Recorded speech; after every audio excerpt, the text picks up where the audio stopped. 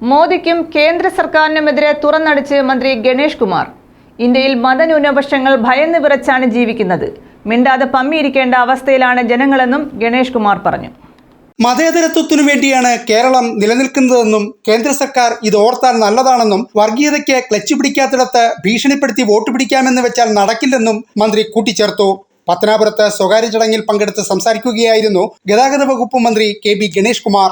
കേരളത്തിന്റെ കടമെടുക്കാനുള്ള അവസരം നഷ്ടപ്പെടുത്തുക, കേരളത്തിൽ എടുക്കാനുള്ള GST വിഹിതം തരാതിരിക്കുക, അങ്ങനെ സാമ്പത്തികമായി കേരളത്തിലെ സർക്കാരിനെയും ആ സർക്കാരിനെ ഉപയോഗിക്കുന്നതിന്റെ ഭാഗമായി ജനങ്ങളാണ് വരിയുന്നത്.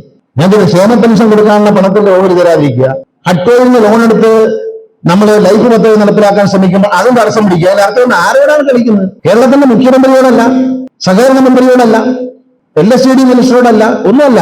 ഈ വീട് ലഭിക്കാൻ അർഹതയായി ലൈഫിൽ പേര് കിടക്കുന്ന പാവപ്പെട്ടവരുടെ കഴുത്തിലാണ് പിടിച്ചിരിക്കുന്നത്.